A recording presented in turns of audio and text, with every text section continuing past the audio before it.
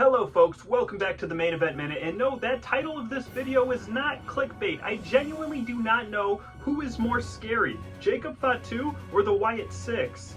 Let's think about it here. On one hand, you have a supernatural-like force laying waste to everyone and everything that stands in its path.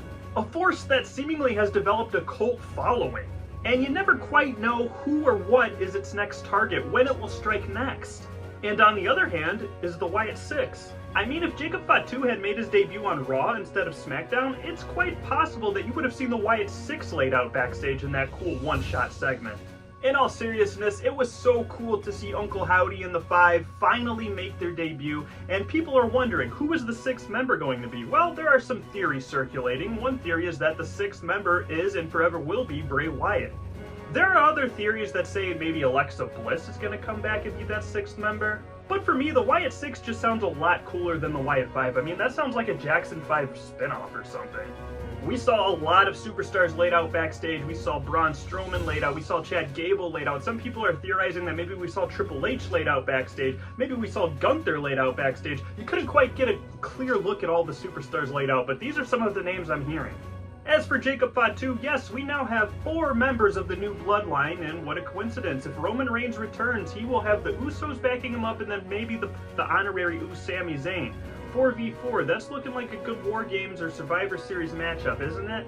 I mean, sure, traditionally those matches are 5-on-5, but this is Triple H's new era. Who cares about the old traditions?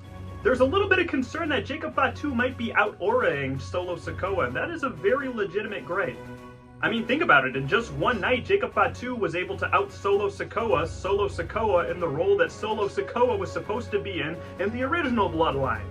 But nonetheless, I'm excited. Just when I thought I was out on this Bloodline storyline, they find a way to pull you back in. They always do it.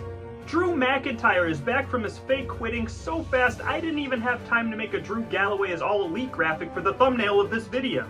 Drew McIntyre beat down CM Punk so badly the Young Bucks would not even think about showing that backstage fight footage at the next Dynamite.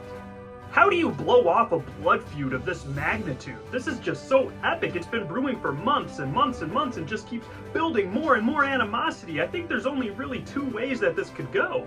For the SummerSlam, the big blow-off, can we get like a Buried Alive match? A 3 Stages of Hell match? What kind of match would you guys like to see these two in that would, you know, give the justice to this finality of the feud that it truly deserves? To be honest, I'm just kind of enjoying the ride. I don't really care when it ends. I'm having fun the entire way. And a lot of people are saying, I don't know whose side to take in this feud, CM Punk or Drew McIntyre. Drew does have a point. Maybe he's the babyface. Well, I think that when Drew McIntyre stomped on the bad arm of CM Punk after he said he prayed for him to get injured at the Royal Rumble, Drew solidly solidified himself as the bad guy right then and there, don't you think? And speaking of which, if CM Punk doesn't get injured at the Royal Rumble, maybe you don't have this cool feud that might be the feud of the year brewing for as long as it has been. You know, happy accidents happen sometimes, and you can chalk this up as one of them. Seth freaking Rollins made his return looking like Armando Alejandro Estrada. A lot of people are up in arms. They're like, oh my god, how is Seth Rollins back already? Well, his quick return should not surprise you at all. If you've seen any amount of time from his world title reign, you know he didn't sell a damn thing during that duration. For crying out loud, he beat Shinsuke Nakamura with a broken back in a last man standing match. He shouldn't have been able to stand at all, let alone win that match. In all seriousness, it is so good to have Seth Rollins back on Raw finally. His presence was really missed, and I think having that added babyface there to contend with Damian Priest is going to do wonders, because, let's be honest, I don't think they're going to have Damian Priest defend the title against Gunther at SummerSlam in another heel versus heel match. They just had one with Priest versus Drew McIntyre.